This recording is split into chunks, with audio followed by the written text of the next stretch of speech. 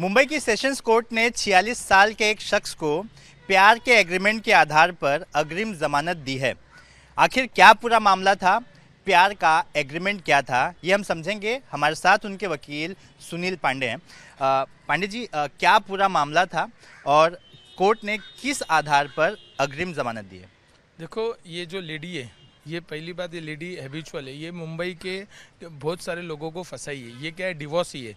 और जो supreme court की रूलिंग है, उस रूलिंग के हिसाब से married women, divorcee women rape claim नहीं कर सकती, जो लेटेस्ट जजमेंट है 2024 का सुप्रीम कोर्ट का। दूसरी, ये लेडी क्या करती है, पहले रिलेशन में रहती है और लिविंग रिलेशन एग्रीमेंट का बना के ये कॉन्फिडेंस देती है। और ये क्या करती है, गवर्नमेंट एम्प्लॉय जिसकी अच्छी जॉब हो, बिजनेस हो, जिसकी वाइफ नहीं हो, वैसा ये करके ना लोगों के अग्रीमेंट बना के और लोगों को कॉन्फिडेंस देती है, देखो ये एग्रीमेंट है, आपको मैं फंसाऊंगी नहीं, आप टेंशन मत लो, आप मेरे साथ रहो। अब होता क्या है, चलता है 8-10 महीना रिलेशन चलता है। रिलेशन चलते चलते ये बीच में क्या करते हैं, समझो कुछ तू में या छोटा बहस हो जाए, फिर ये क्या करती है, ब्लैकमेल करने चालू करती है कि मेरे जो पैसा दो, नहीं तो मैं आप पे रेप केस फाइल कर दूंगी।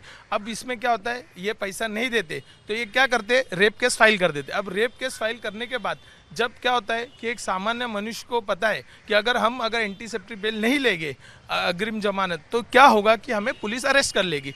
तो हमारे क्लाइंट ने अग्रिम जमानत के लिए अप्लाई किया। हमने supreme court, Bombay high court को, सेशन कोर्ट को बताया कि ये जो जजमेंट है बॉम्बे हाई कोर्ट और सुप्रीम कोर्ट का, इसमें क्लियरली बोला है कि married woman can not claim, क्योंकि ये भी मैरिड है, वो भी मैरिड है और दोनों भी डिवोर्सी है, दोनों को बच्चे हैं। अब ये क्या कि अग्रीमेंट देने के बाद कोर्ट में, जैसा अभी रूलिंग है सुप्रीम कोर्ट की, विक्टिम को पूछना चाहिए। जब विक्टिम को पूछा, विक्टिम बोलती है कि हमारा ये लिविंग रिलेशन का एग्रीमेंट है, पर मैं साइन नहीं की हूँ, मैंने साइन इंग्लिश में करती हूँ, मराठी में।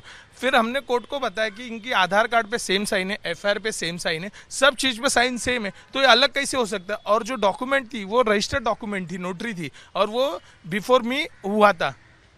ये लिविंग रिलेशनशिप का एग्रीमेंट क्या है, ये इसके बारे में, एग्रीमेंट के बारे में बताइए। देखो, लिविंग रिलेशन ऐसा होता है, उसमें एक टर्म्स था 11 महीने का, जो बेसिकली इनवैलिड है। 11 महीने का एग्रीमेंट था और सुप्रीम कोर्ट ने भी इस आधार पे बोला था लॉ बनाने, जो लॉ नहीं बना है लिविंग रिलेशन पे। अब क्या होता है, लिविंग रिलेशन का एग्रीमेंट जैसा लीव लाइसेंस होता है, वैसे ही लिविंग रिलेशन का एग्रीमेंट बन गया। इसमें क्या होता है, 10 मंथ्स हम साथ में रहेंगे और जब हमको छोड़ना हो कि हमारे बीच में कोई बैर हो जाए, तो हम 1 महीने के नोटिस देके हट सकते हैं। और उसमें कंडीशन होता है कि हम अपना जो सेक्सुअल नीड है पूरे करेंगे और हम उस कोई भी कंप्लेन एक दूसरे के विरुद्ध नहीं करेंगे। भले उसके लिए मैं प्रेग्नेंट हो जाऊं या मेरे उसके लिए मुझे अगर तकलीफ भी होगी तो भी मैं आपके विरुद्ध केस करूंगी नहीं। ये एग्रीमेंट की क्लॉज रहती है। अच्छा, इसमें जो शिकायत करता है, जो महिला है, और जो आपका क्लाइंट है 46 साल का, दोनों के बीच जो एग्रीमेंट हुआ था उसमें जो 7 पॉइंट्स लिखे थे, वो क्या कुछ 7 पॉइंट्स थे? पहला पॉइंट ये था कि हम शारीरिक संबंध करेंगे, कंप्लेंट नहीं करेंगे। दूसरा पॉइंट ये था कि ये एग्रीमेंट 11 महीना रहेगा, 10 महीना साथ में रहेंगे, अगर हमारी तुम्हारी कुछ बैर हो जाए या आप मिसअंडरस्टैंडिंग होगा तो 1 महीने की नोटिस देके अलग हो जाएंगे। और तीसरा पॉइंट था कि हम लोग अगर कोई भी मानसिक स्थिति या मेरे जान को भी खतरा होगा तो भी हम एक दूसरे के अगेंस्ट कंप्लेंट नहीं करेंगे या हम हमारे क्लाइंट के अगेंस्ट कंप्लेंट नहीं करेंगे। इस आधार पर वो एग्रीमेंट बना था।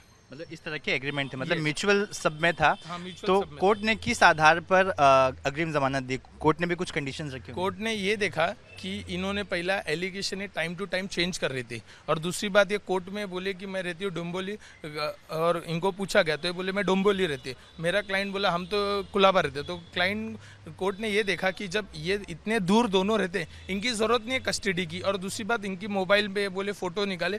कोर्ट ने बोला, इनने बोला खाली फ़ोटो निकाला, बाकी उसका जो डिटेल कि क्या वो मोबाइल में कुछ बताया नहीं। इसलिए कोर्ट ने अपने फाइंडिंग में बोला कि इनका झगड़ा होने के बाद, ये फाउल प्ले होने के बाद इन्होंने एक रेप का केस किया है। ये कंसेक्सुअल दिख रहा है, ये रेप हो नहीं सकता है। तो ये अग्रिम जमानत दिया है तो कुछ शर्तों पर दी गई है और कुछ उसका टाइम बाउंड दिया है? नहीं, ये फाइनल ट्रायल तक दिया गया है। और दूसरी बात, ये जो दिया है इनको हर फ्राइडे को अटेंड करना है, और उनके पास जो भी डॉक्यूमेंट्स है, जैसा उनका जो चैट बात करने, वो सब रिकॉर्ड पे हम जमा करेंगे पुलिस स्टेशन को और बताएंगे कि आप इसको बी समरी डिक्लेयर करो, क्योंकि ये फॉल्स केस है और ये केस बनता नहीं रेप का, एक कंसेक्सुअल है। धन्यवाद। तो आपने सुना कि किस तरह का एक ऐसा मामला आया जिसमें प्यार के एग्रीमेंट के आधार पर एक शख्स को अग्रिम जमानत कोर्ट ने दी है। कैमरा अनिल पवार के साथ Suraj Ojha, ABP news, Mumbai. For exclusive and insightful videos, subscribe to our new channel ABP Live Premium.